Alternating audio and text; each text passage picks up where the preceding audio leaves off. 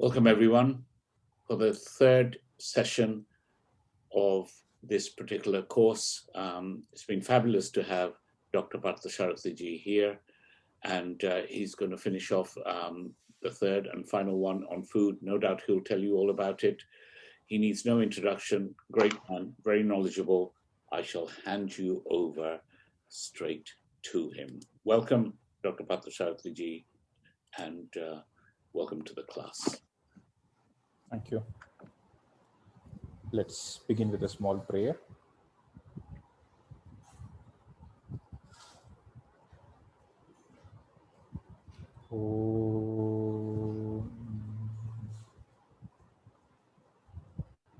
गजाननं भूतगणातिसेवितं कपित्तजम्बूफलसारभक्षितम् उमासुतं शोकविनाशकारणं Namami विघ्नेश्वरपादपङ्कजम्।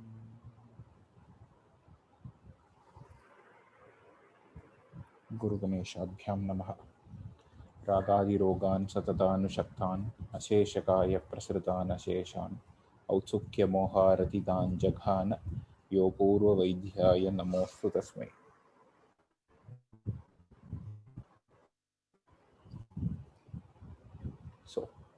Good morning. So the first few questions, just to start off with. The first question was that in India, bananas are available throughout the year. Is it okay to consume in all seasons? Actually speaking, bananas are available around the year, but it was different in those days. Those days meaning maybe 15-20 years before, even 15-20 years before. There were some specific type of bananas available in a specific season.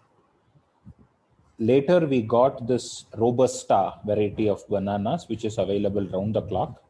And it is not just available in nature round the clock, it is made available with certain preservation techniques.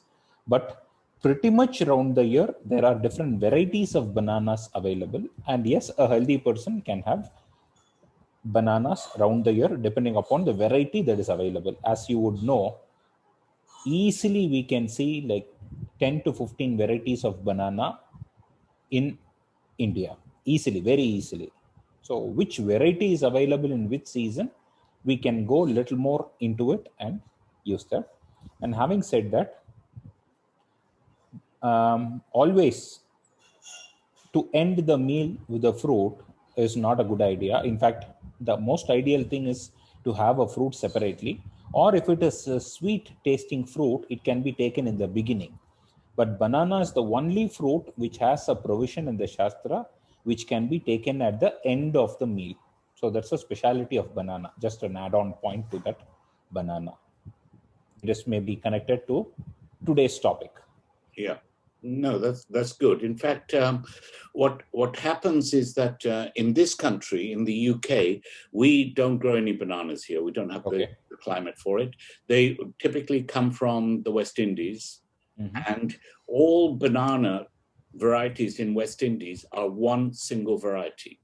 Okay. And in fact, it was bred, I think, by an Englishman in his own place, and it's all the bananas we get are of one type. We don't get this multiple varieties of bananas. They're not grown here. They're not local fruit, and yet it's a very popular thing to eat in this country. Okay, that explains that it is not a suitable thing. That is the availability in West Indies. The climatic condition of West Indies is totally different. Warm, hot. In a warm, hot climate, there is a requirement of a fruit, as we had understood and studied in the last session. So the nature gives them bananas or a fruit round the clock, because round the clock is a climate of a summer. We saw that summer is a time where the fruits are come into picture. There it is round the clock summer, so it's available round the clock. So if they have bananas round the clock, round the year, it is making sense. If you have bananas round the year, it is definitely not making sense.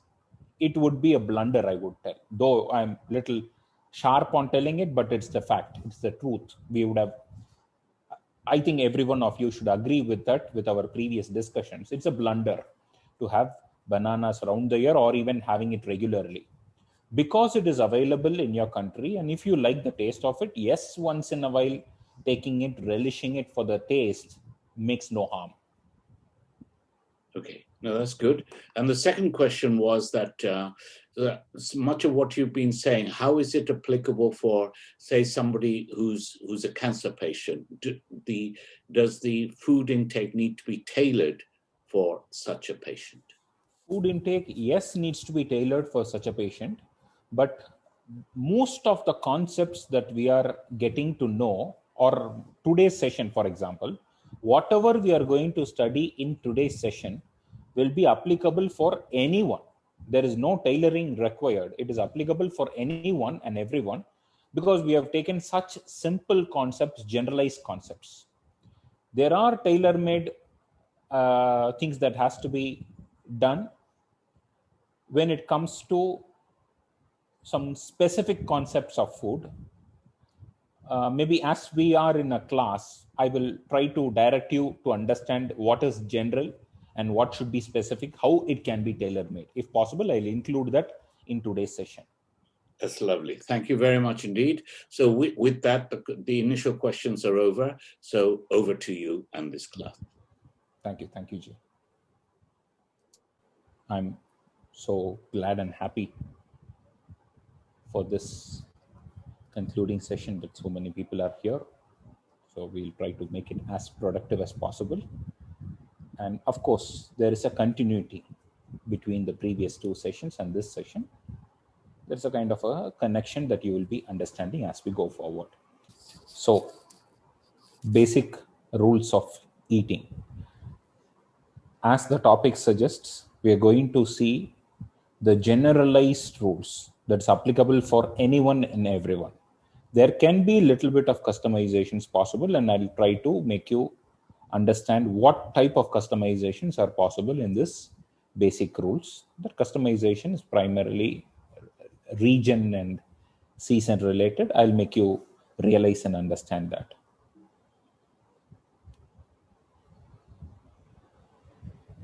So eating, digestion, and food. This is one of the most sacred things or activities that is mentioned in our Shastra.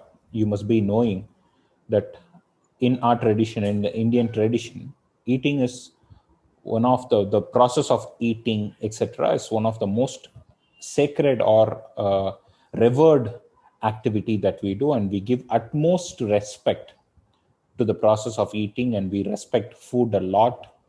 Wasting food is forbidden. We have to respect food, and there are a lot of reverence that is associated with the food. So it's a most sacred thing. Unfortunately, this is one of the most confused and the most misunderstood subjects on earth. You must be agreeing with me. This is the most confused subject or a topic on earth. We are going to see what confusions are. What are the confusions? You would have experienced a lot of confusions. I'm going to reflect those confusions, make you realize the confusions that you have had, or remember your confusions that you all have had. So the advantage is Ayurveda is not just bringing another viewpoint. That is, we have 100 views about food. 5 years before they tell don't eat 5-10 years before they tell don't eat coconut oil is full of cholesterol, no fermented food. Now they tell fermented food is the best thing that you can have. Take kombucha, whatever possible, anything available on earth, we are trying to ferment it. Fermented food has taken up the market like anything. So things are continuously changing. Ayurveda is not something where it gives one more viewpoint. No, this is not correct. This is correct. Not that way. Ayurveda gives a complete wisdom on this topic where there is no confusion, no clarity, and the whole of the wisdom is based upon logic and philosophy. And the whole concept of food, digestion, eating, etc., is not just an information, it's a philosophy. It's basically a philosophy. And to understand this, we need a methodical approach. It is not that I can give you a list of things. Okay, this is correct, this is not. No, we need a methodical approach. We have created our platform for this methodical approach, and we are getting into the methodical approach. At this point of time, I would like to bring in it's a kind of a disclaimer that though the whole of the wisdom that we are going to get in this session is based upon complete logic, reasoning, and philosophy, we have a paucity of time where I cannot make you understand the logic, reasoning completely. Maybe I'll make you understand or realize the taste of it, give you the taste of that logic, but you might not be getting the complete logic or reasoning behind every approach or every wisdom regarding food. But I'll try to do my best within the limited time.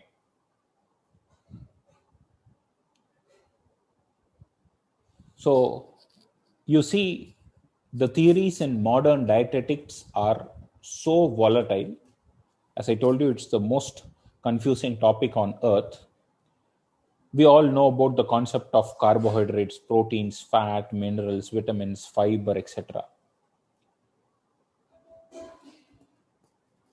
Actually speaking, in the present day scenario, it is being told that a person who considers all this and takes this is considered to be a person who is following a balanced diet. And what if a person does not follow this pattern? This much of carbohydrates, this much of protein, this much of fats. We have given some percentages, or we have given some ranges. We should have this much of carbohydrates in our food. We have to reduce our carbohydrates, increase our proteins, etc. People who are not following this pattern, are they having severe problems? The answer is no. And people who follow this pattern, are they having very good health? Their answer is also no.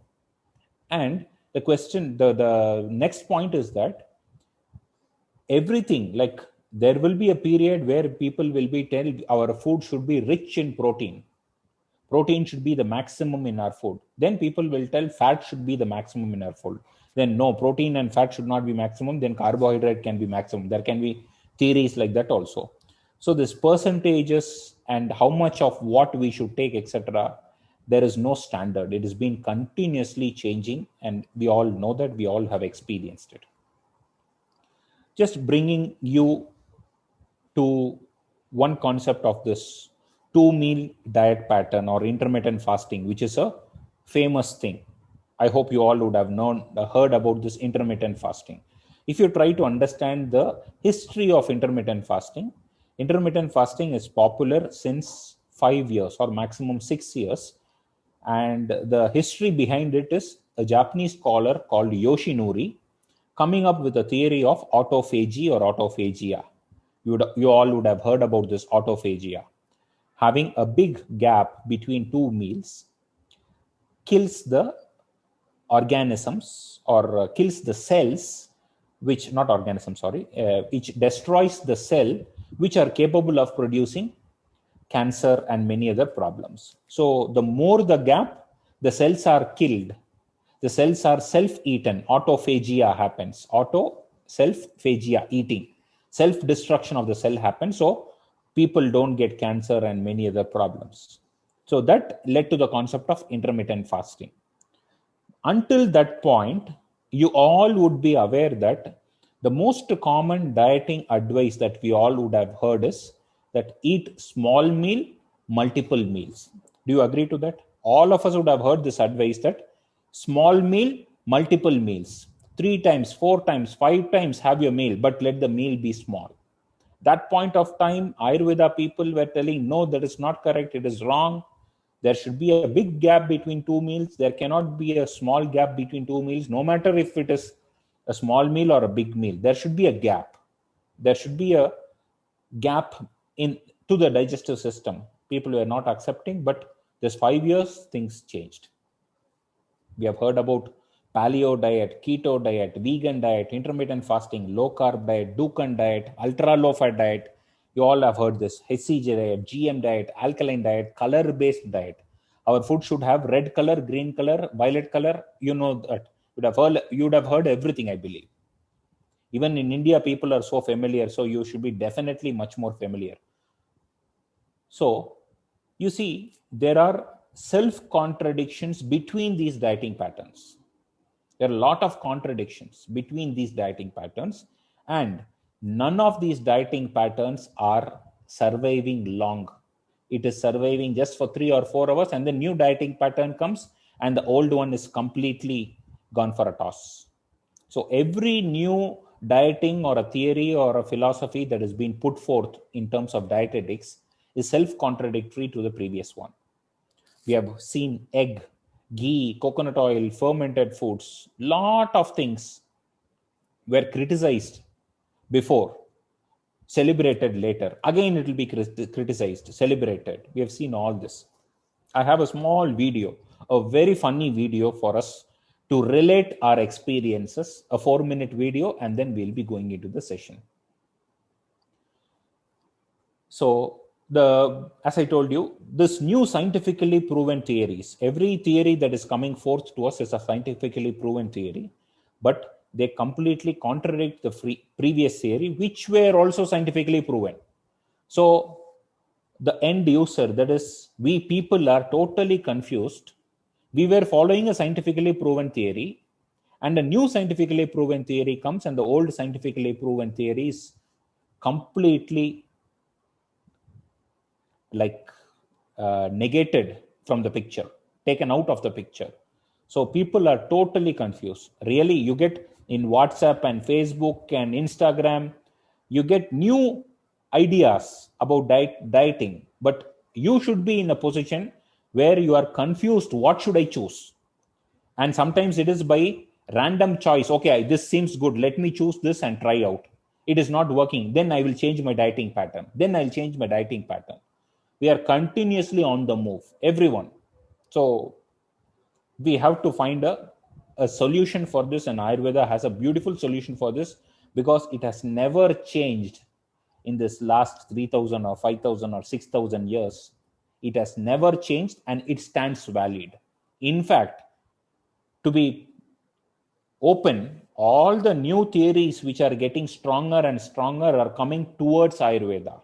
People are coming towards Ayurveda in many aspects, which we are going to see during a session. And the biggest problem is the focus is on the food item. That is, we are all looking for a good food. What is a good food? Moringa is good. This is good. That is good. We have termed them as superfood. This is a superfood. Quinoa is a superfood. Moringa is a superfood. Oats is a superfood. So we have branded some food as good food. But there is no food in the earth that is good. There is no food in the earth that is bad. We'll try to realize and understand that. So before going to the session, as I told you, I would like to play a small video for you.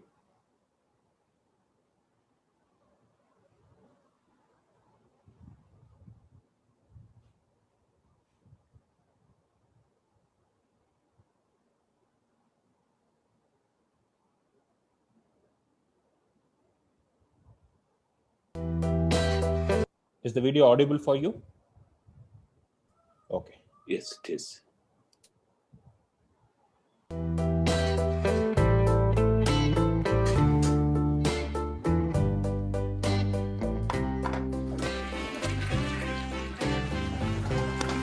Oh, you're terrible.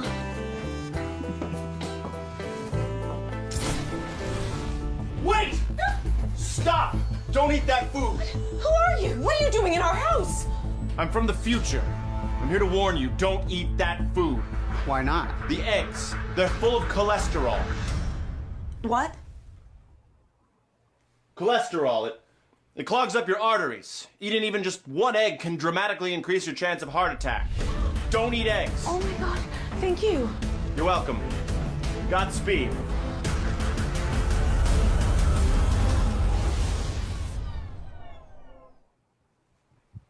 Well, I guess I better take those eggs. Wait! Stop! You're back! Yeah, we were wrong about the eggs. How? Well, it turns out there's two types of cholesterol. There's good cholesterol and bad cholesterol, and eggs actually have both. So you can eat eggs, but just don't eat the egg yolks. So stick with the egg whites. Yes, thank you. Yeah, Godspeed.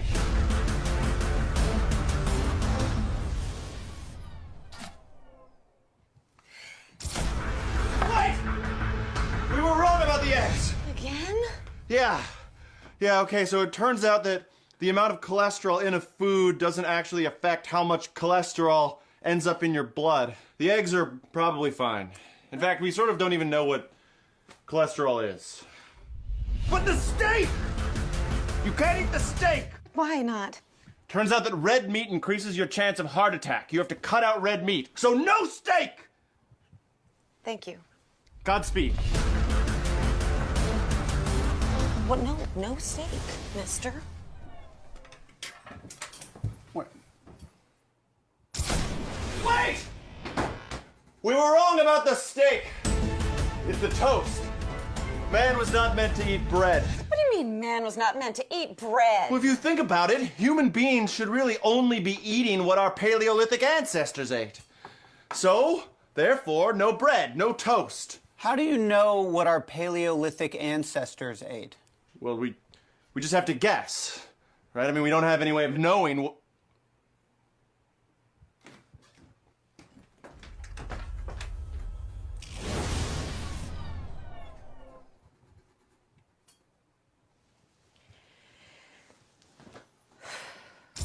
Whew. Okay. Went back to the Paleolithic. They are not doing well. I don't know what we were thinking. If anything, we should all be eating a lot more bread. Jeez. So I guess just ignore everything I've said and exercise. Exercise, okay. Yeah, you guys could probably use it. You've been just sitting here for the last 35 years. It's been 5 minutes. Right. Time travel. All right, well, Godspeed.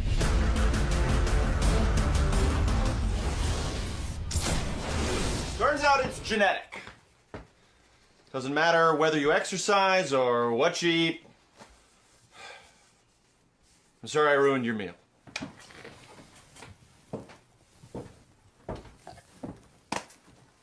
I need 10 minutes.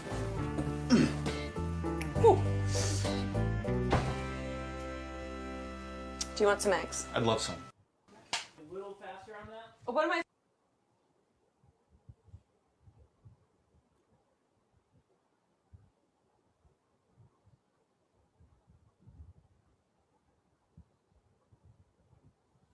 So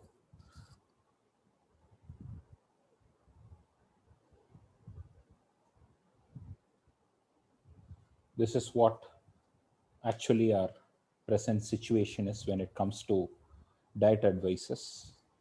We hear something, and in few years we hear something else, and this goes on and on. Finally, you are in a stage where you are totally confused. Maybe you think about this X, just as we saw in the video. Eat, don't eat, eat, don't eat, eat, don't eat. We have gone through this. So if you are really looking for a full stop for all these confusions, then it is just Ayurveda. Ayurveda can give us a complete clarity because it is so elaborate and so comprehensive.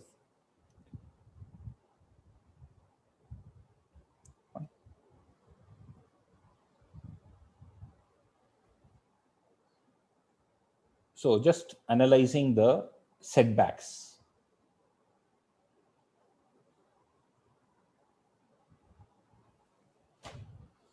In a modern point of view, good food or bad food, whatever it is, our concept of good or bad is focused on the food items. That is, we believe that if something bad happens to us, it is because of this food. If we get a diarrhea, we relate it to food. If we get any problem, we relate it to food. So goodness or badness is focused on the food item, but actually speaking, there are a lot other factors that can create this. For example, just in continuation to the previous week's session, it is okay to have something in winter. It's fine. but you cannot have the same item in summer. It is a problem. But from a modern point of view, we don't have this customization. We have a customization or a criteria that it is either good or bad. So it is totally on the food. We don't accept or realize any other factors that are around it. But with Ayurveda, we realize so many factors that are around the food. So as I told just before, our search for good food cannot end because there is no good food on earth that is good for everyone. What is good for me can be bad for you. What was good for me when I was young, as a child, it is not good for me now. What is good for me now will not be good for me after 10, 15 years. If you are in 60s and 70s, you can realize whatever you have had in 20s and 30s, you cannot digest it, you cannot handle it. So what is good for me during the day is not good for me during the night. For example, yogurt. During the day, yes, you don't have a problem. But taking the yogurt in the night is a blunder. So what is good for me during the day is horrible for me during the night. So how can we categorize good food? How can we categorize bad food? Something that is extremely good for me might be extremely bad for my wife, who's in the same family, who's in the same climatic condition. We all would have experienced this. So we should stop searching for good food and bad food. We should see the food in a comprehensive manner. And these modern views are not based on concrete fundamental principles, and hence we see this theory is getting so loose, changing. It's continuously changing. There is no concrete foundational principles, and that is the reason for this ever-changing concepts of food. The whole concept of dietetics or nutrition from a modern point of view is concentrating on feeding the person, but it is not concentrating on the factor how the person is going to metabolize it. For example, if someone is having some deficiency, the first thing will say a person has a protein deficiency. The first thing what we will do is we'll try to search things that has protein, that is, we'll try to search protein rich substances. We will dump the person with this protein rich substances, assuming that when we dump protein rich substances, the person is going to get abundance of protein. He's going to recover this protein deficiency. But actually the fact is that what we feed is not the priority. How is the person going to metabolize it, get value out of it is the priority. So just taking this as an example, if a person has developed a protein deficiency because of a digestive impairment, when you are going to dump so much of protein in that person, he is going to have more protein deficiency. He will not have this protein deficiency rectified. We would have experienced this. Many a times we would have experienced this. You would have had some deficiency. You will search in Google, take that food. You don't get a benefit out of it. Instead, you go worse. Then you go in for different supplements and injections and stuff like that. Because how you metabolize it is more important than what the food has. It is not the nutritional value of the food that matters. How are you going to assimilate and get that nutritional value? That is the whole core philosophy when it comes to Ayurveda. I think you would have seen one of my videos in World Yoga Festival's YouTube, in which I have covered these 8 aspects of food. If you have not seen it, I would suggest you to go to that video. Your World Yoga Festival's YouTube channel, 8 aspects of food. Okay. I've explained each of the aspects separately. You'll get a broad outline or a broad understanding about it. And if you are listening it after today's session, your idea will be much more clear. So even if you have seen this before, I would suggest you to go and visit it once again and see this. You'll get a better picture. So Ayurveda does not just focus on the food item. It has various aspects to be considered That is what I call as comprehensiveness in understanding. Okay. So I'm not taking my time or wasting my time explaining this because the content is ready available. I can make use of this time in a different manner, in a more productive manner. Okay. The whole thing is explained completely in that 1 hour, 30-minute video. If I build 90 minutes, 70 minutes, 80 minutes, something around that time. It's a comprehensive video that you can watch. Okay. So in this session, what we are going to see is all the general rules that a person can follow and improve his health. Okay. Many of us would be doing blunders in this. So I'm going to make you realize that it is a blunder and also try to make you understand why it is suggested differently and what is the reasoning behind it. I will be doing that, but still, we don't have lot of time to make you realize or understand the complete logic because you are not thorough with the fundamental principles of Ayurveda. So there is a limitation.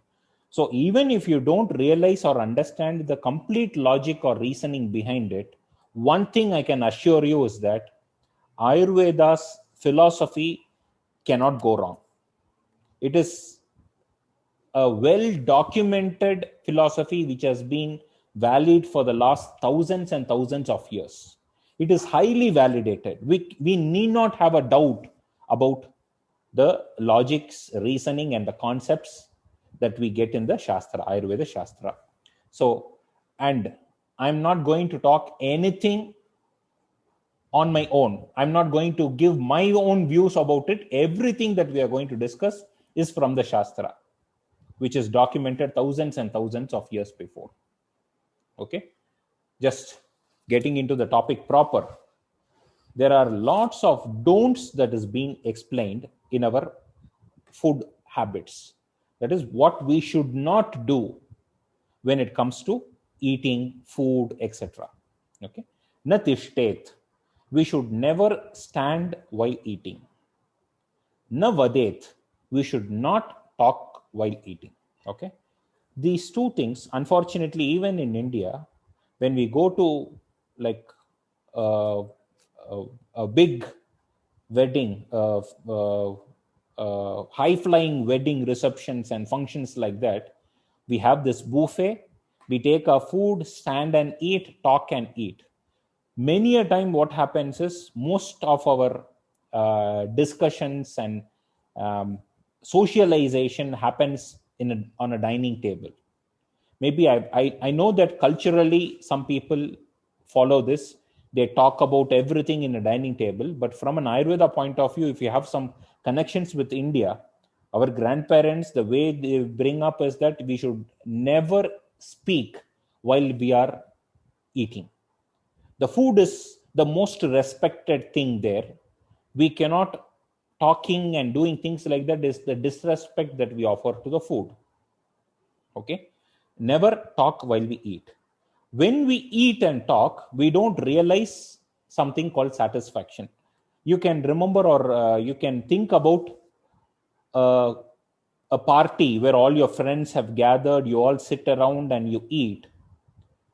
You will be completely full. Maybe you will be filled up to the throat. To the throat level, you would have filled up yourself, eating so many things, but you will not have that satisfaction. And then you will be looking around, is there something else new? Is there any other new taste available for me to eat? You will be searching for something different. But because you are full until your throat, but you have not got that satisfaction. Why have you not got that satisfaction is you were not connected with the food. Tanmana bhunjita. We will see in future. Tanmana, you see this point? Tanmana bhunjita. That is, there should be a meditative mindset.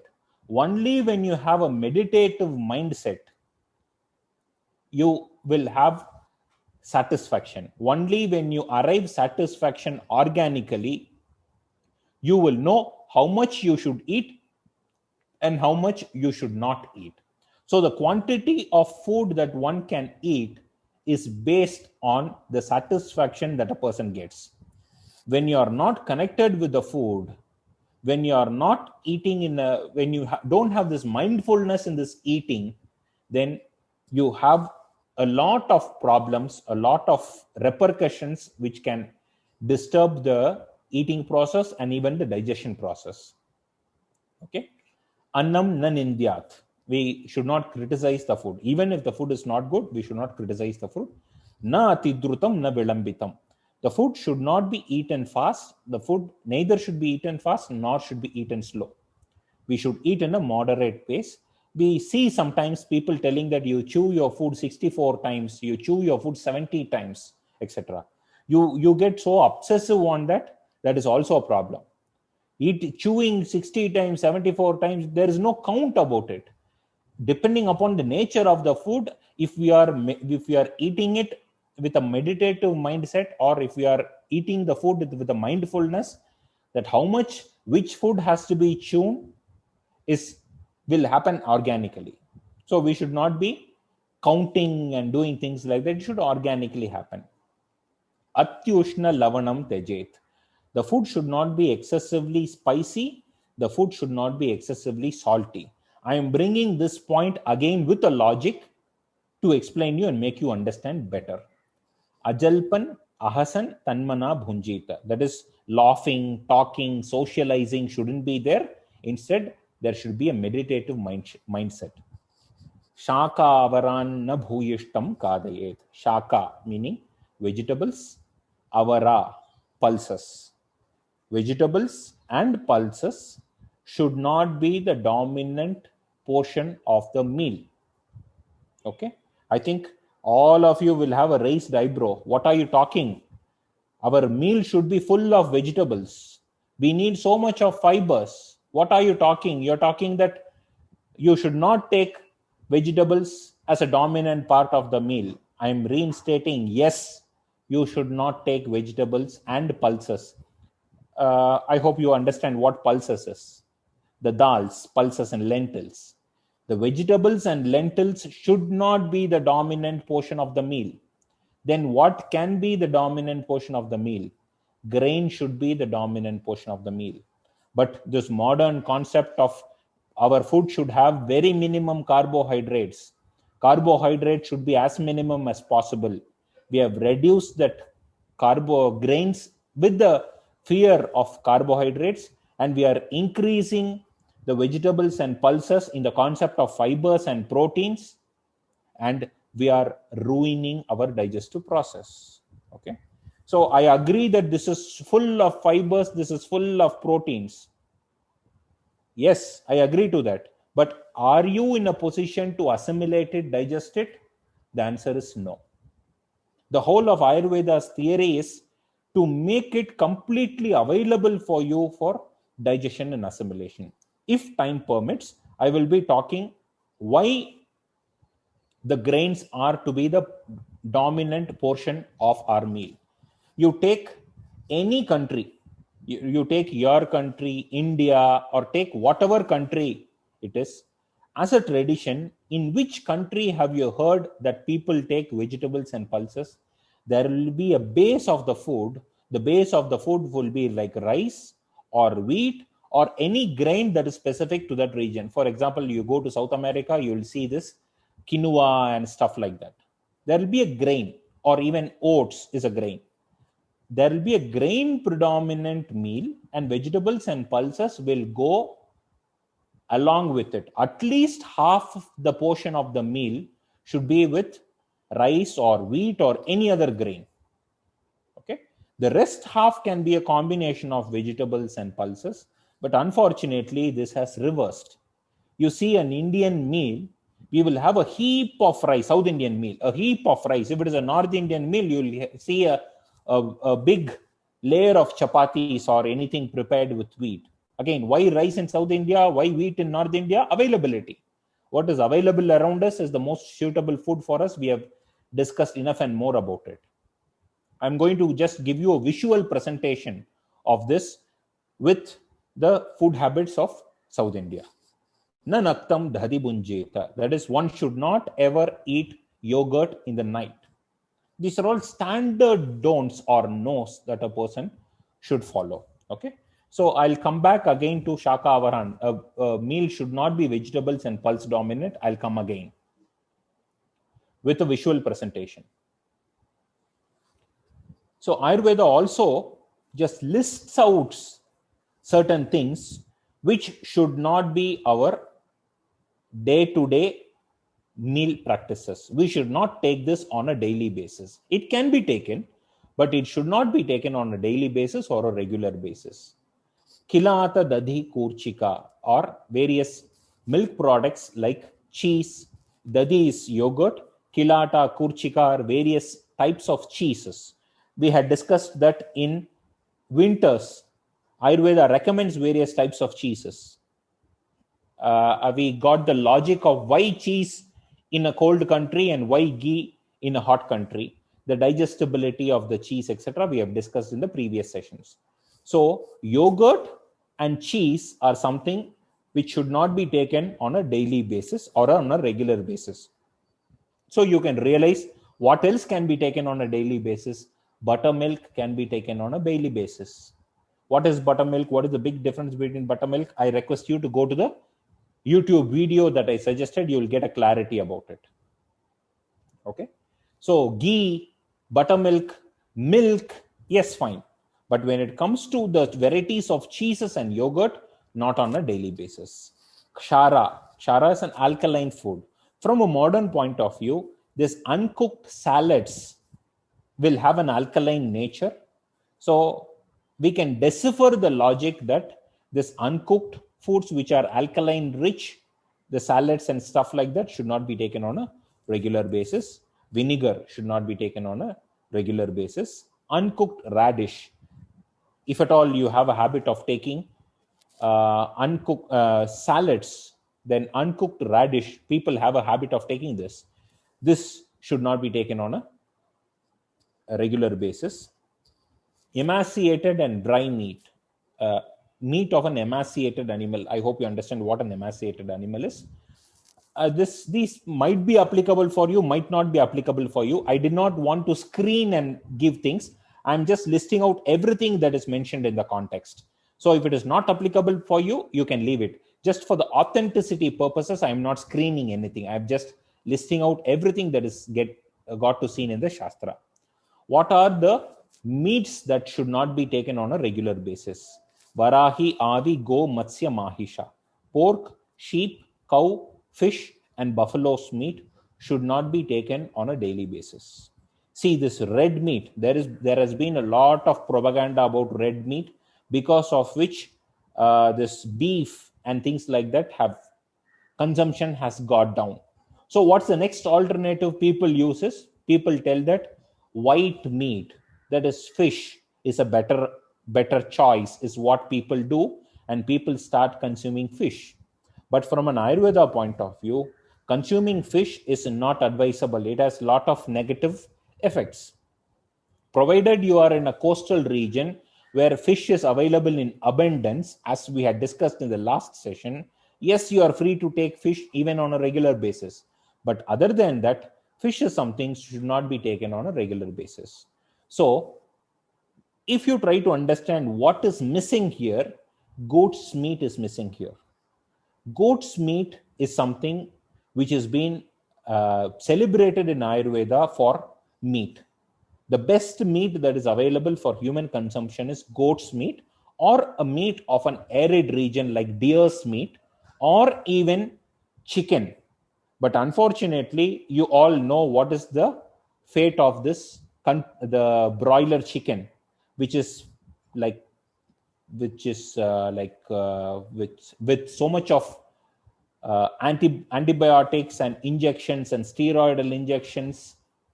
They're horrible to be taken. Instead, if you can take the free range country chickens, they can be taken on a daily basis, but it is little hot in potency. The best meat that can suit people would be goat's meat. So this black gram and a specific variety of bean called a black bean called nishpava should not be taken on a daily basis. Shulaka, underground tubers, should not be consumed on a daily basis. Pishtannam,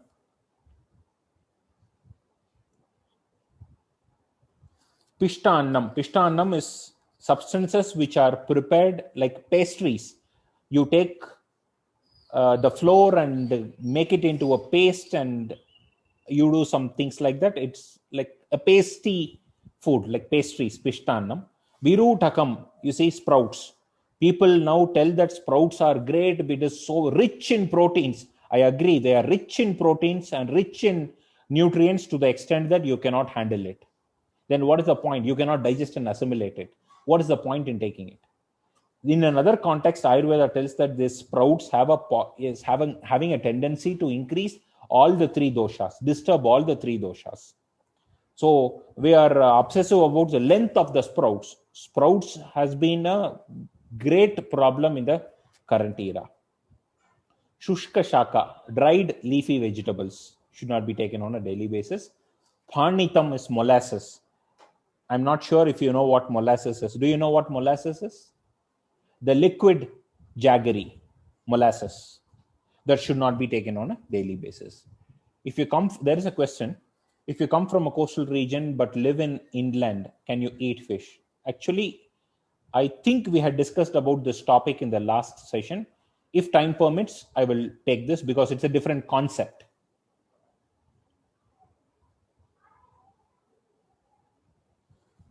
A general dose that a person can follow. So, timely intake of accustomed food, ensuring the digestion of the previous meal.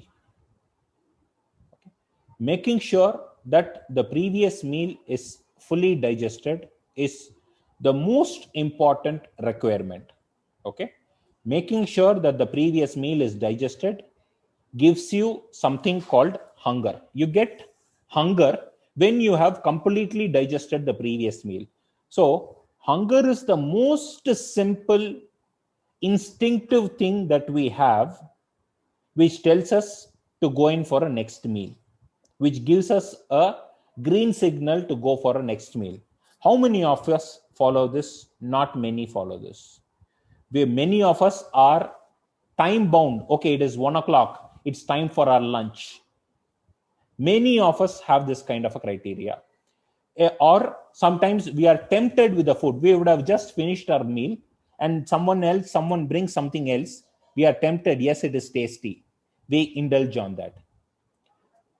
When we indulge, for example, you have had your lunch at 1 p.m. and 3 p.m. if someone has brought some heavy to digest food or something which is not that healthy food, if you indulge on that, it's a big problem.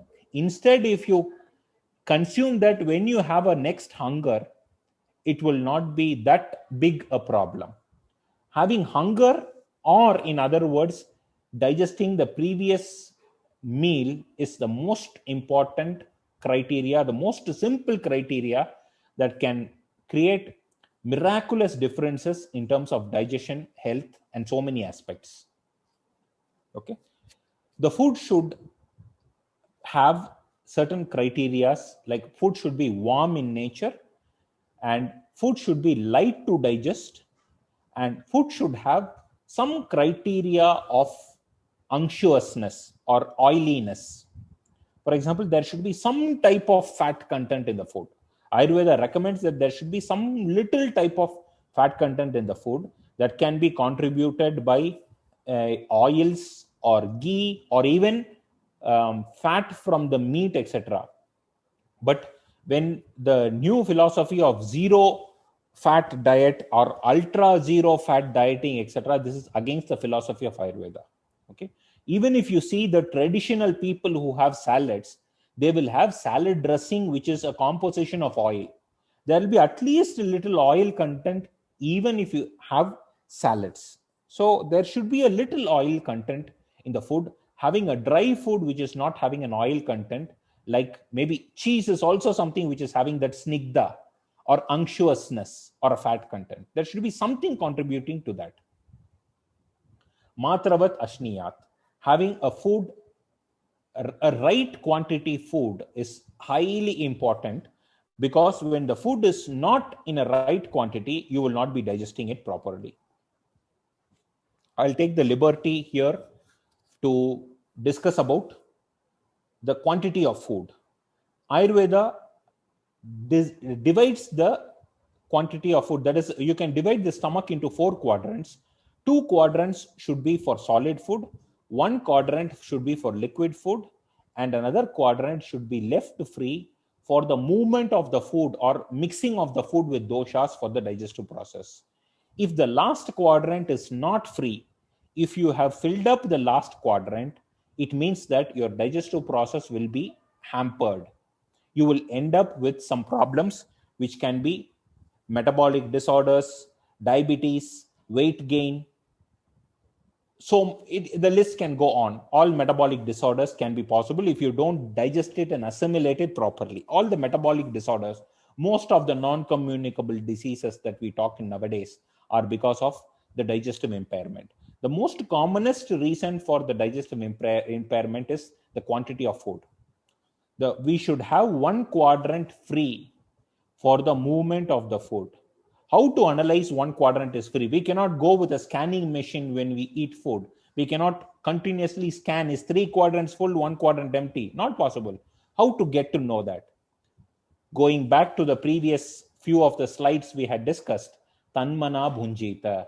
When we have full food with complete devotion, mindfulness in a meditative process, we know what satisfaction is.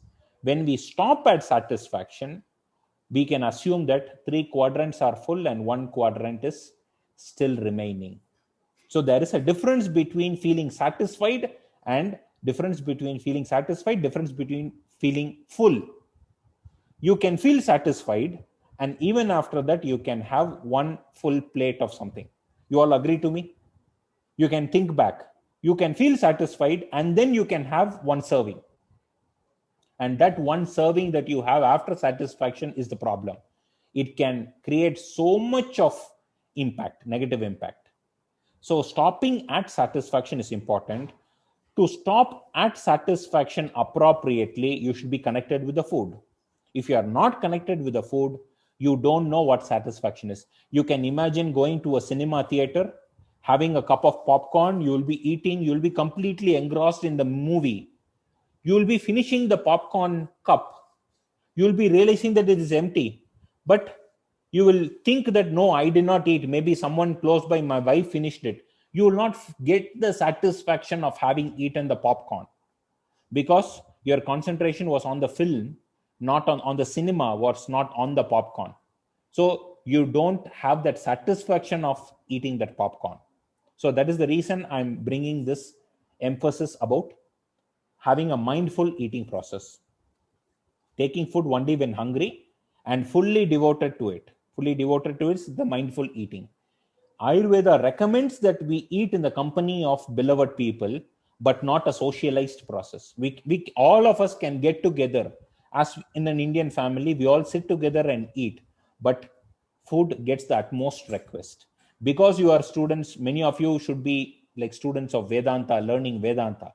If you see the prayers that we offer before eating, Brahmarpanam Brahmahavir Brahmagno Brahmanahutam Brahmaivatena Gantavyam Brahma Karma Samadhina. The most common prayer that we utter before taking the food is Brahmarpanam Brahmahavi. This food is Brahman.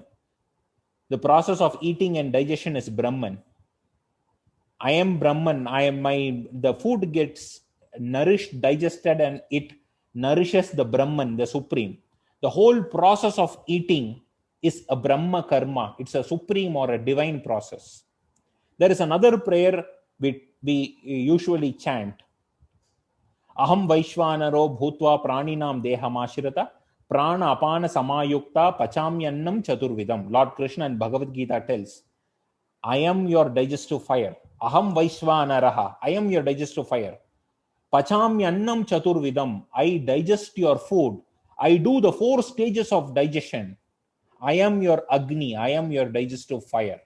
So when Lord Krishna compares himself as digestive fire, the food is considered as supreme. So what is offered to the digestive fire for the process of digestion is something special.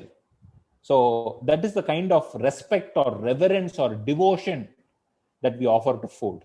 That's why all the prayers that we offer before eating and during eating are special. Adhau maduram ashniyat. The meal should begin with sweet. Okay. Again, your eyebrows will be raised. What is he talking? He's talking, is like explaining blunders, nonsense. We should have desserts in the end. Who will start the meal with a dessert? Is your thought process. Of course, you will have this confusion because you all have you are all used to this. But when Ayurveda talks that adhau maduram ashniyat, it is not giving a mandate that you should have desserts in the beginning. But if there is a dessert or a sweet, then that is the first thing that a person should consume. Because Ayurveda beautifully explains the process of digestion. There's 3 stages of digestion: the kapha stage of digestion, pitta stage of digestion, and the vata stage of digestion. There is order in the stage of digestion. Though according to the 3 stages of digestion, Ayurveda also recommends the order of tastes in our meal, of which the first taste is a sweet. When the sweet taste is introduced, then the first stage of digestion is kick-started. But when the meal is ending with the sweet, it is going to totally collapse the digestive process.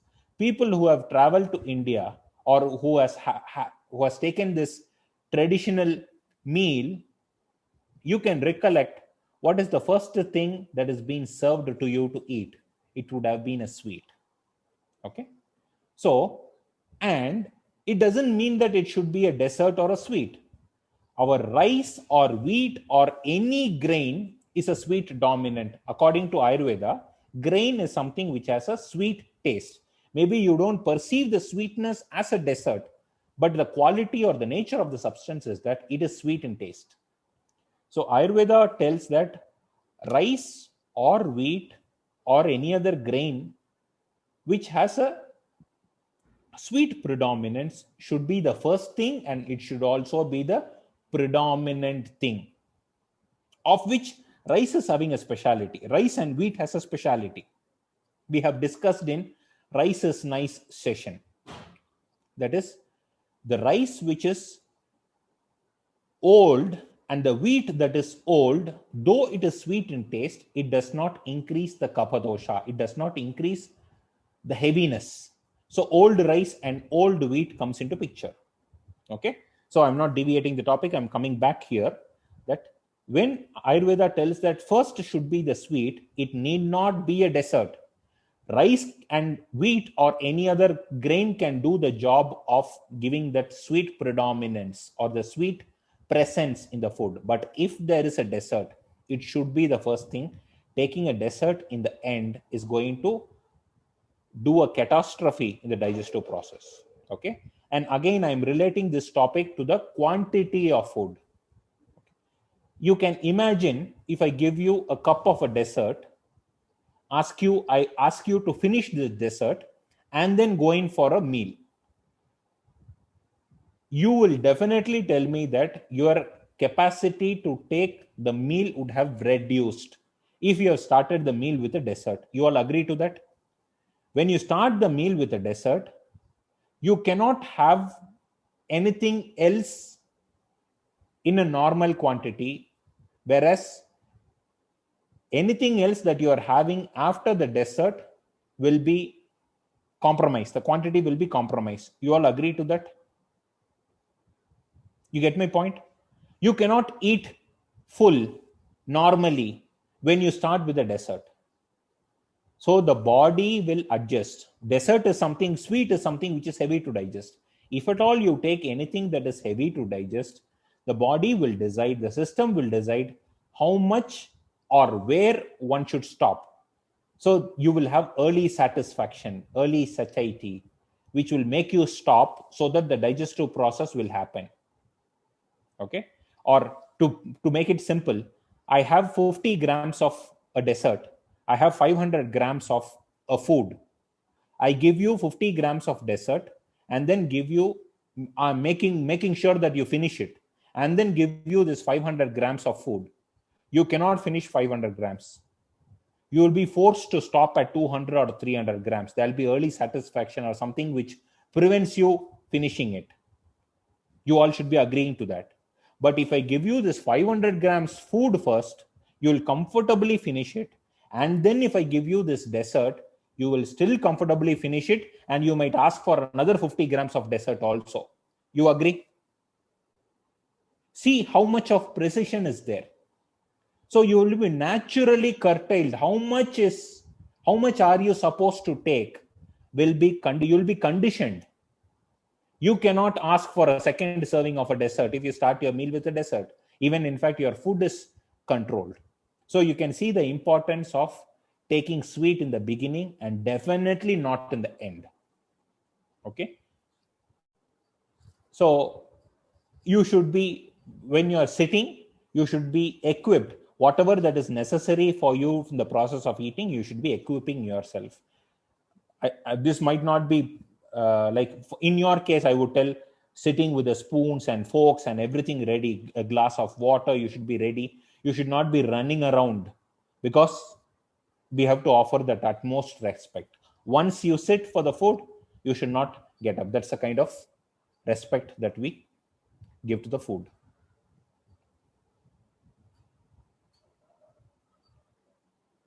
There is a question. Desserts are usually relatively unhealthier than the main meal, sugar, fat, etc. So if we fill up with the dessert first, isn't it that detrimental to our health? Not really. First point, I don't agree to this point that desserts are unhealthier. Present day desserts, like so much of artificial sugars and things like that, have made it unhealthier. But there are so many desserts that are healthier.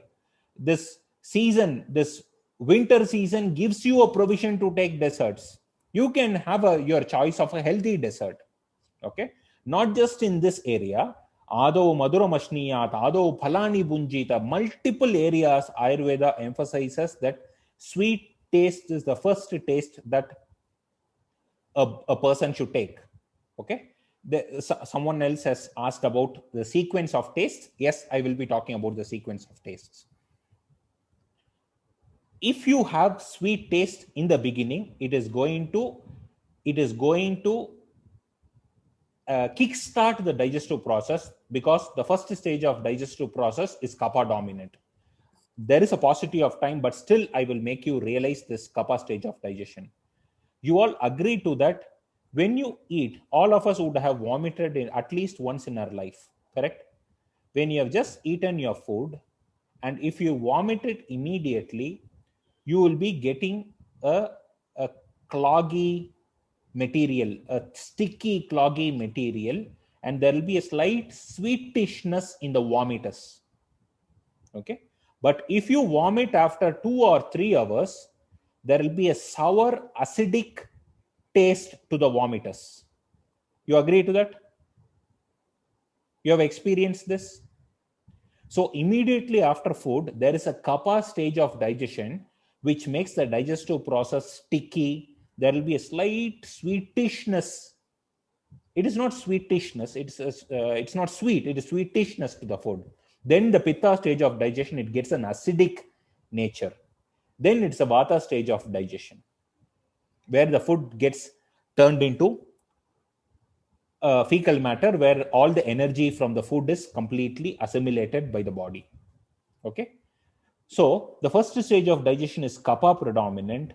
So that is the reason a sweetish item like a rice, etc., would be activating the digestive process. Okay. How many of you have taken a proper traditional Indian or a traditional South Indian meal? Any of you? In a banana leaf? Any of you? Yes, 1, 2. Just 2 of you. Four, 5 people are here. So you can, five people are here. You can relate to what I'll tell in terms of the order that is being explained in the Shastra, order of eating. Okay. So I'll explain with a picture.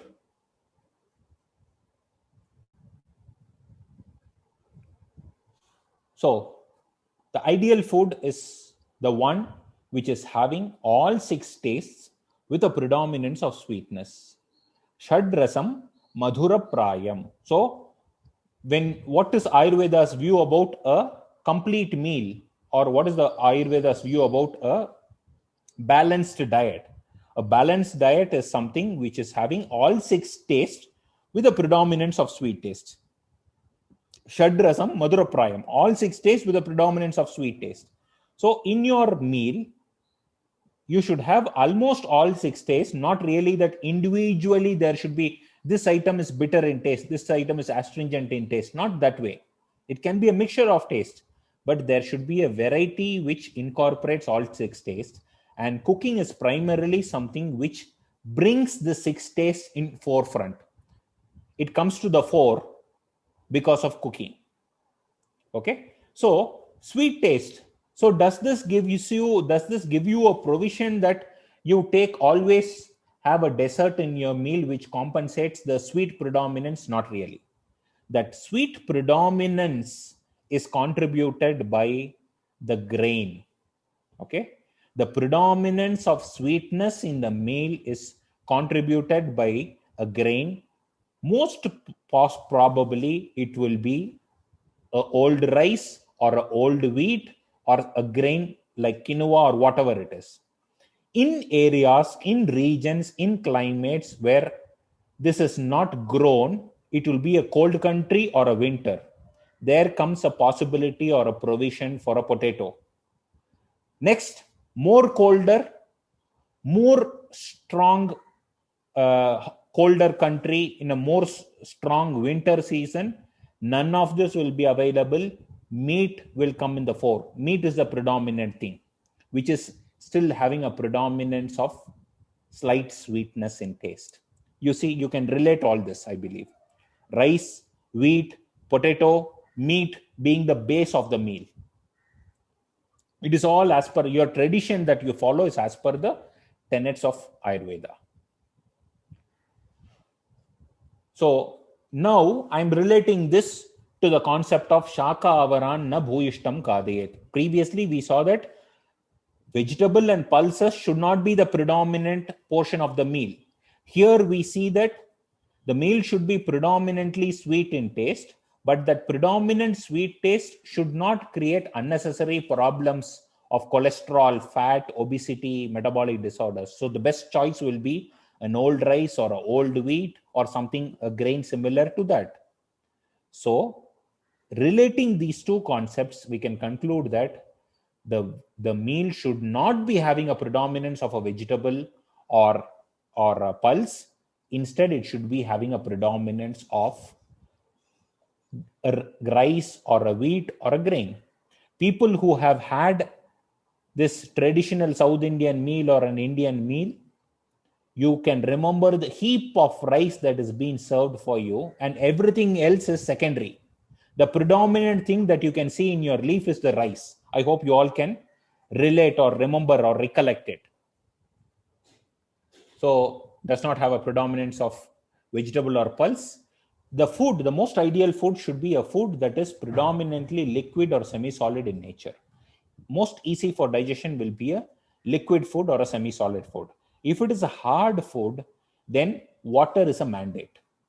There should be a water or a watery content in the food which helps the digestive process. There's a repetition of this point. I've discussed about this, the fourth point. The food should have reduced quantity of amla, lavana, katu rasa. Amla sour, lavana salty, katu spicy. Okay, hot, that is pungent, spicy. Spicy meaning pungent taste. These are the 3 tastes that should be very little in the food: sour, salty, and pungent. Okay, so now we are going to see the sequence of the taste. This is from Kerala. This is from Tamil Nadu, Kerala, and an Andhra or a Karnataka style meal. If you see, predominantly, you can see one thing that is in a major quantity will be rice or a grain. Okay. And I also wanted to bring your attention to the left corner of the banana meal. The banana leaf, the left corner of the banana leaf will be a converged end. The converged end of the leaf should always be on our left. It cannot be on our right. That's a tradition. In the left corner, what is served is a pickle and the salt. Okay. And you see the upper half of the banana leaf, there will always be different types of vegetables. Okay. The lower half of the banana leaf, you will be seeing rice predominantly, rice or a grain predominantly.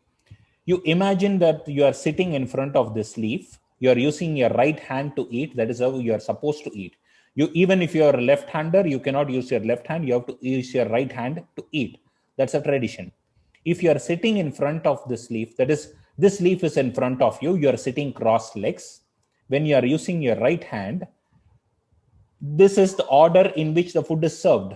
Even in which order it is served, where which thing should be placed, is explained in the Shastra, and it is followed in every single region.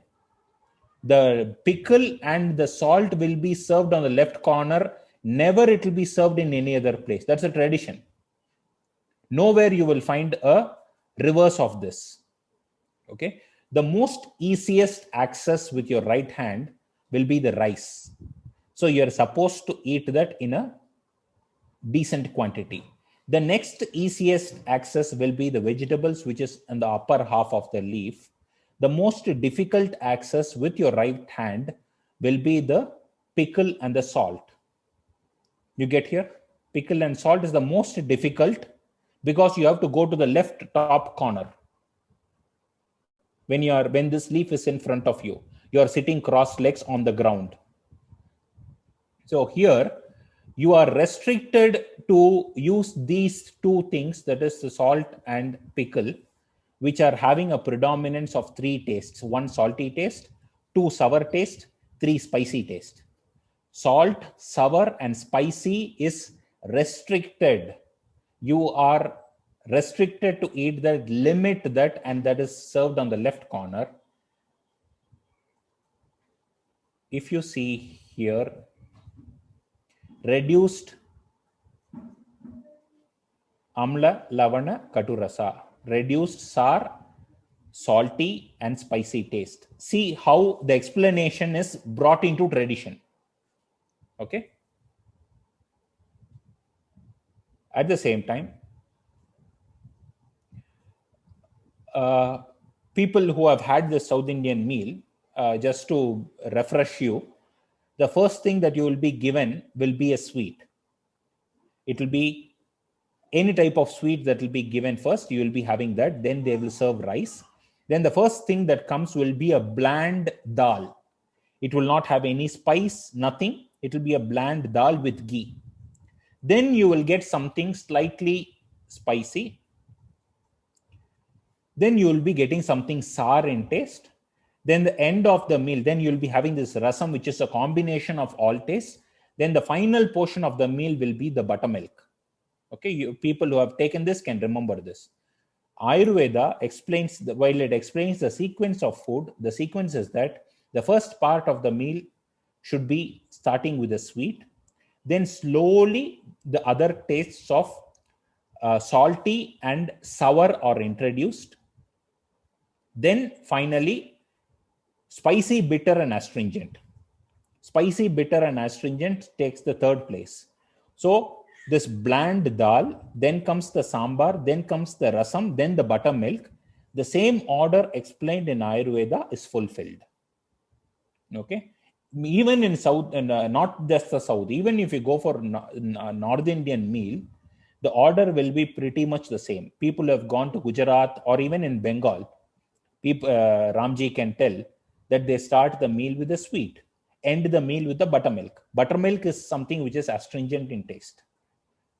So that sequence is beautifully captured in the way of tradition.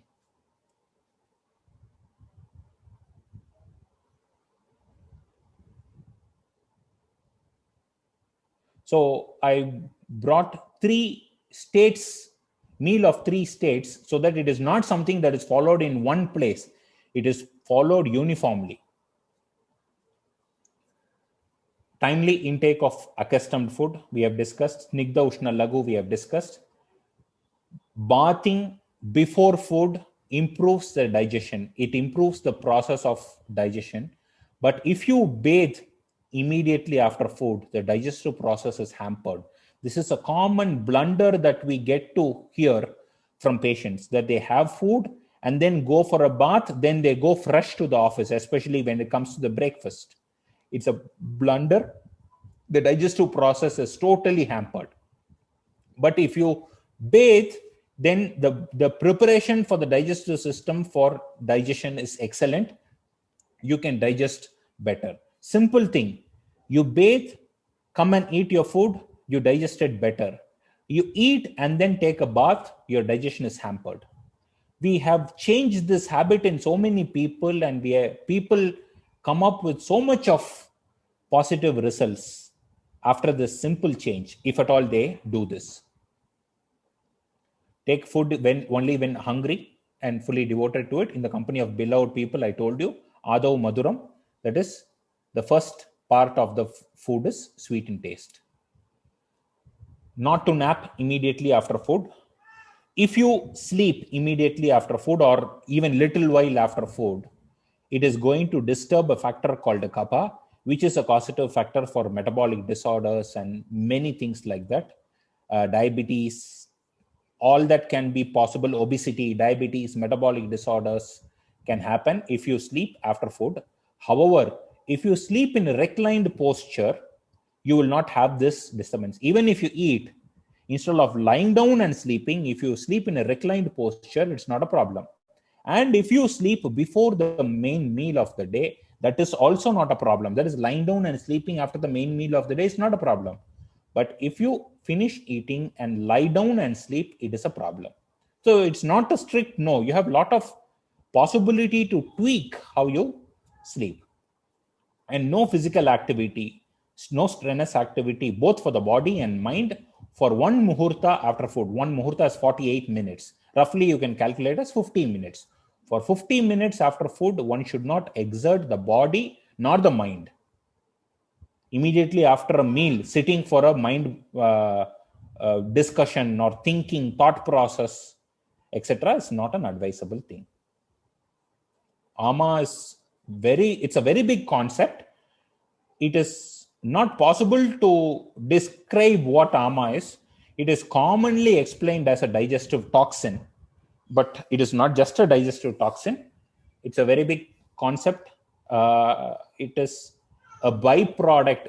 If I don't have any other terminology to translate ama, the closest terminology is a digestive toxin because of an improper digestive process, which is a biggest problem of the present day scenario. Most of the people who are suffering with major diseases are having this problem of ama.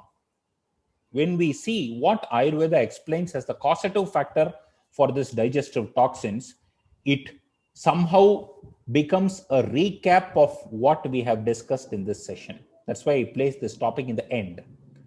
Ama, atyambu plutam, excessively soaked food. That is soaking the rice excessively. That is overnight soaking of the rice, or soaking things excessively to the extent that it sprouts a lot. That excessive soaking, the food that has undergone excessive soaking can cause ama.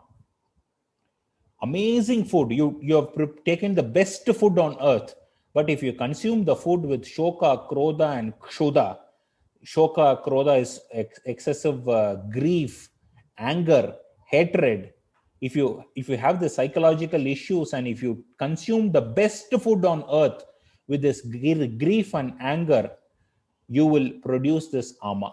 No matter the food is good or not, you will be ending up with a problem.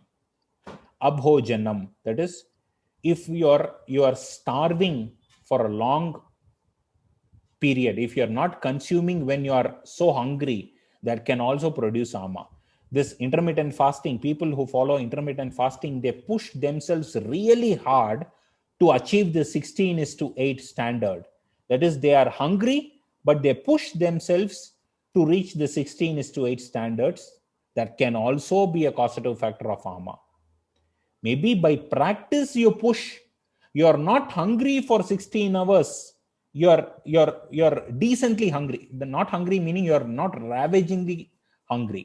You should have a good hunger, but you should not have a strong or a ravaging hunger. Good hunger is something. How to differentiate what is a good hunger and a very strong hunger is that good hunger is something which makes you relish the food. Even if the food is not tasty, you will relish that. But this ravaging hunger or very strong hunger is a point where you don't relish the taste of the food, you just grab things. I hope all of us would have experienced this. It would be a tasty food, but we don't have the patience to enjoy the taste of the food. We just eat, grab it so fast. That is the point we are excessively hungry. We should not go to that point. We should be having a hunger where we can relish the food. Untimely food before the previous meal is digested, AMA can be produced. We have discussed about this, but as I told you, this becomes a kind of a summary of the session.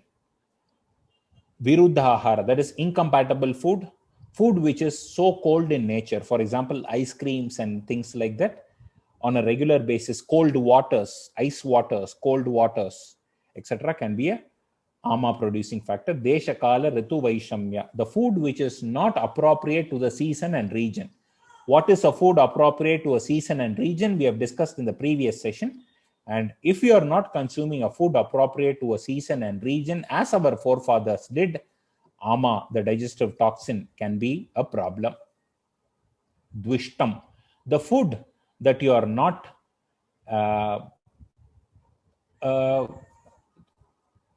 food that on which you have an aversion. For example, nowadays people take this green juice. They tell that it is so good, it is so healthy, but you ask them how good it is in terms of taste. No, it's horrible to drink. They just close the eyes and gulp it off because it is so-called healthy. I'm telling you, no matter how healthy it is, if you are not able to enjoy it, if there is an aversion in terms of taste, it is going to be an AMA. It is going to produce AMA. AMA paka is undercooked food that is not cooked well, half-cooked, undercooked food can produce AMA. And atyambu panam, excessive drinking of water. I think most of you, the whole world has been seasoned with the point that you have to hydrate yourself. Drink 5 liters of water, 6 liters of water. As simple as the concept that body has a factor called hunger to tell you that you need food.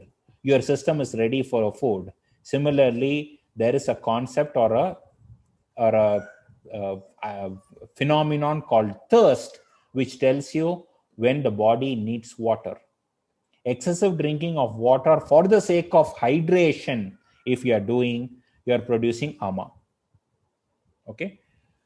There is another scenario. There are multiple scenarios where Ayurveda has told that excessive drinking of water is not acceptable. Just give me a minute.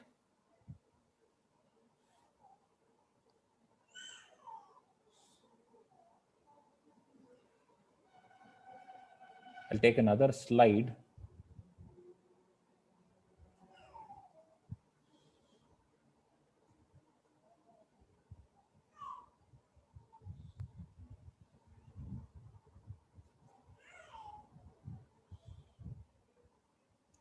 Is this visible? Yeah. So, paniyam praninam pranaha. Water is something which is unavoidable. There is no living being which can live without water. Ayurveda celebrates water. But Rito Sharad Nidagabhyam Pibet Swastopi Chalpashaha. Even a healthy person should drink less water in all seasons except Sharad and Grishma, summer and autumn season. Only in summer and autumn season, one has a provision to drink little excess water. If not, one has to drink water as per the requirement, and the requirement is thirst. Okay. Another context, this is in one context. Point one is in one context. In another context, it is told that ati yogena salilam trishyatopi prayojitam prayati sleshma pittatvam jwaritasya visheshataha. When someone drinks water in excess, it gets converted into unwanted kapha and pitta, which is a disease producing factor. When you drink water in excess, you manifest or you get into a disease. Okay, especially if you are having a factor called, if you are in a fever phenomenon, drinking excessive water is highly contraindicated. In another context of treatments, it is told that water is contraindicated in a digestive disorder, indigestion, irritable bowel syndrome, etc. One is allowed to drink water on very small quantity, and that too on thirst. Okay, in multiple contexts, in multiple areas, Ayurveda is talking about not having water in excess. Water should be taken in an appropriate way, but unfortunately, the current modern concepts are pushing one to drink 4 liters, 5 liters, 6 liters water. And we have already discussed in the previous session, there is one period of the day where Ayurveda recommends a person to drink water even without a thirst. That is early morning, empty stomach, which is called as Ushapanam. One can drink early morning, empty stomach, but it cannot be a warm water. It should be a body temperature or a room temperature water. The maximum quantity that the Shastra suggests is 1 prasrita, which is approximately 736 ml, or you can keep it as 750 ml. That is the maximum quantity that one can take at empty stomach as a first thing in the morning, but it has to be sip by sip. It should not be just gulping and pushing yourself, straining yourself with drinking water. The quantity that you can manage with. That is the only time Ayurveda recommends water without a thirst. Other than that, water should be with thirst.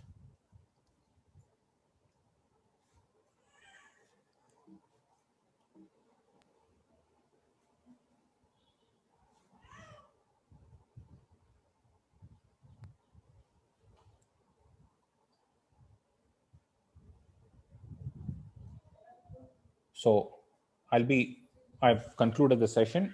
I'm sure you'll have questions. I'll be happy to answer your questions.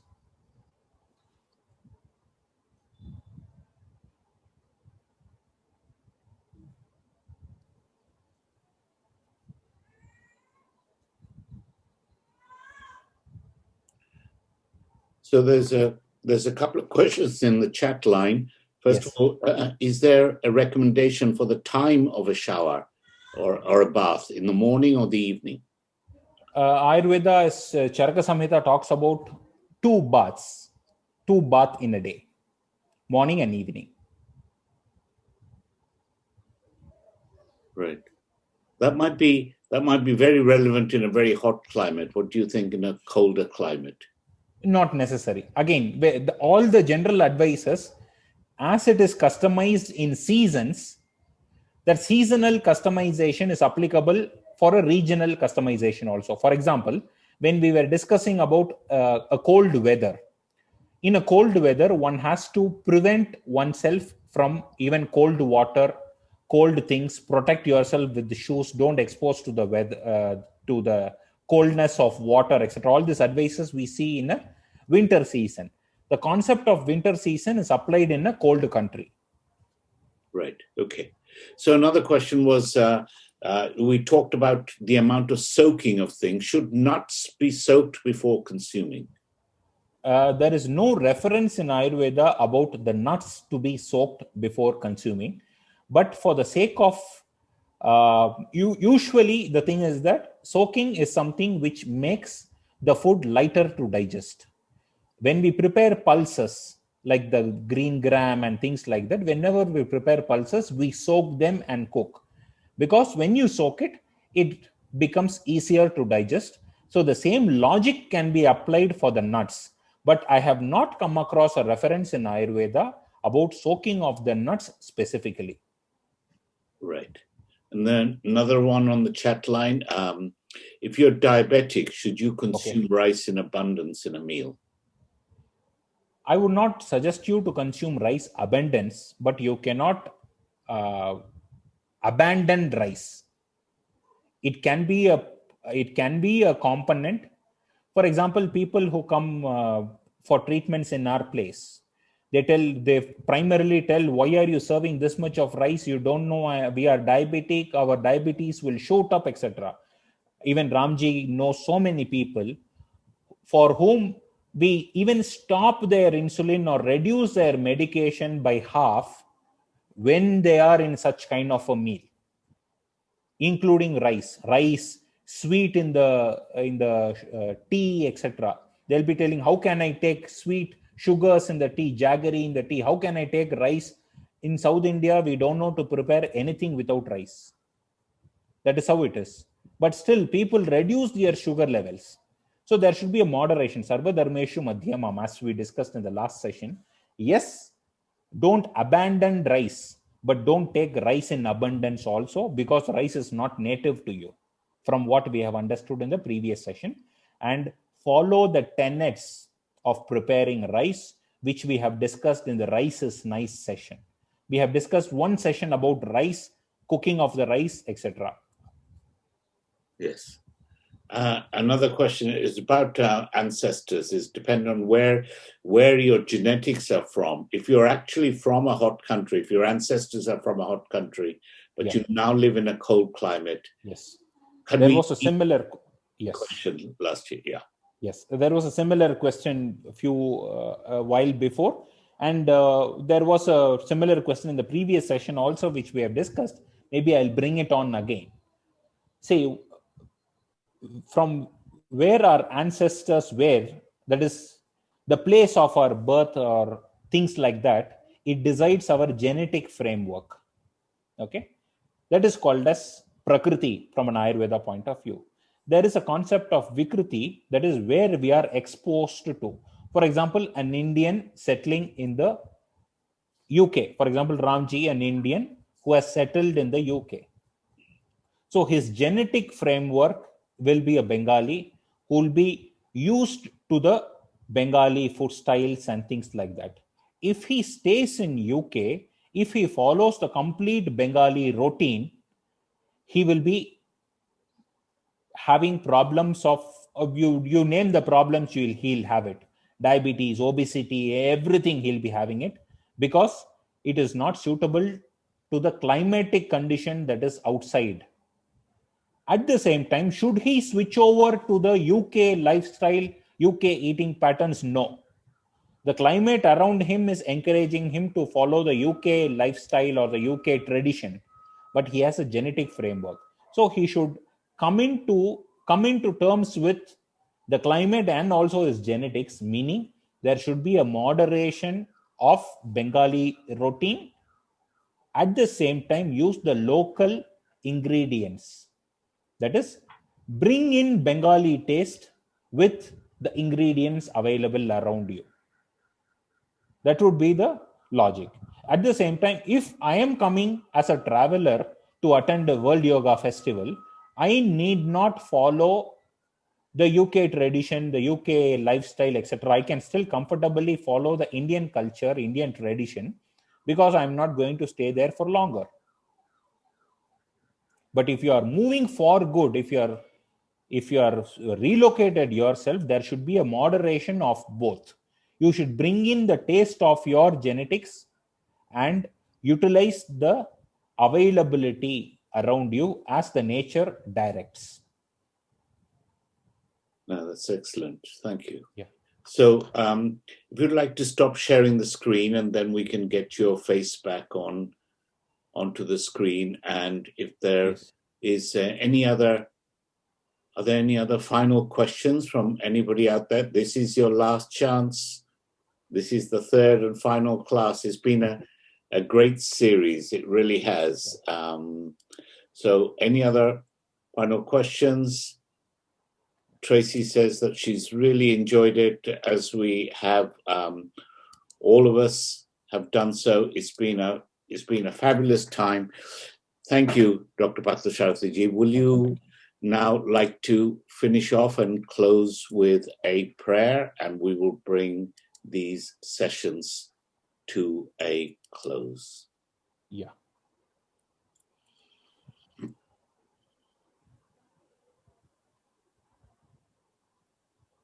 Yeah. Yes. So thanks for all the messages, and I request you to go into that video, the YouTube video, so that you'll get more broader picture of what we were discussing. It will enhance you to know more.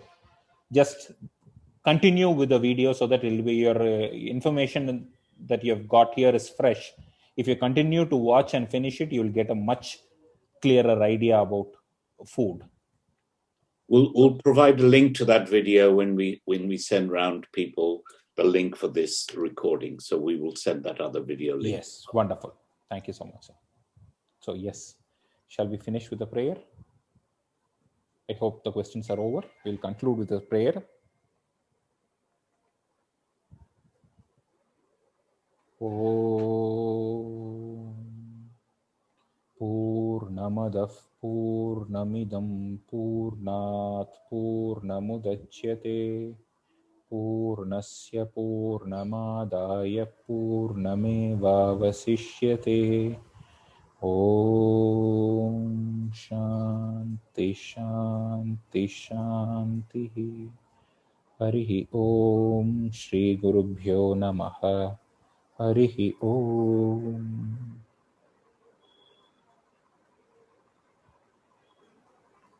Thanks. Thank you so much. Thanks everyone for the patient listening. And you've been a wonderful audience. Thanks Thank you very much indeed. It's been lovely having you. He's so knowledgeable, isn't he? Well, we've invited him back to the festival in the summer, so you can come in and can quiz him again and go to his classes again and get it all done. We will send you the link to the video that he says, and it's been a fabulous time. Thank you once again. Thank you, everyone. Thank you so much. Take care of yourselves. All right, be good, you. and we'll see you again soon. All right. Thank you, Doctor. Thank you, so Rab. much. Thank you so much. Thank you. Bye-bye, everyone. Bye-bye.